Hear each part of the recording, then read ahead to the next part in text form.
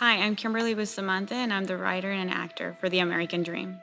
And Walker Whited, and I'm the director for The American Dream. It's funny. I was sitting on the couch at work, and I just wanted to create, and I was actually on Facebook, and there was this little meme that popped up of like a little conversation between a dad and a daughter, and all it said was, "I hope to see you tonight." There was no backstory or nothing, and that to me automatically, for some reason, led me to think about what would happen if that was my dad texting me, but my dad was undocumented, and what kind of fear that bring into my life, and how would my days look like that. And I just started thinking about my family members. I have aunts and uncles that have been here for years, have kids here, and they would even be afraid of stepping out of their door, and even taking the kids to school. Little things that maybe to us don't seem like a big deal, but to them, getting in that car, not having a license, for example, and getting pulled over meant, okay, well, if you don't have a license, why is that? And it led to, them not being legal here. So just seeing like the pain, I guess, that was being caused also by the separation of families, the different articles that I was looking at through Facebook, through the media, I felt like there was a lot of articles and little clips of the things that were happening, but there was never something that truly portrayed the inside of it. And, all you saw was really, there's this person that got detained and now is getting deported, and, the families are, going through pain. But there wasn't okay, but what's their backstory?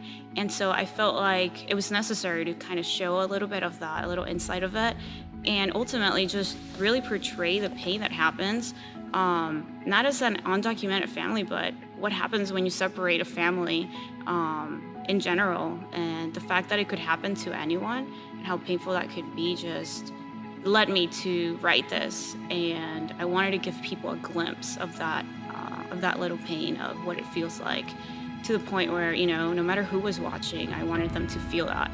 I think the biggest challenge of putting this film together was my descent is clearly not what is being captured in the film, so trying to, not think about that and really just focus on who the story is about and what kind of community the story is about, and really try and capture their vision and their story and tell it correctly. So we want to be able to either continue working on this story in some other capacity, whether that be like a full film or another part to it, or we want to be able to tell more stories of other undocumented families. So to do that, we've been working on something. Yeah, so obviously we want to create more.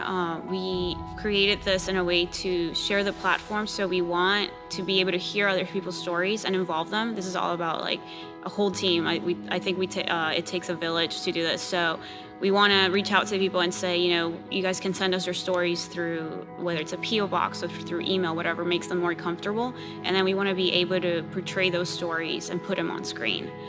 So the way you can help is, first of all, by sharing The American Dream with everyone that you know. We want to get it out there and just have people share it and take a look at what it is that we're doing and why we're doing it. And then another way that you can help us is by going to elionfilms.com and being able to donate with anything that you can, whether it's $1, whether it's $5, anything helps.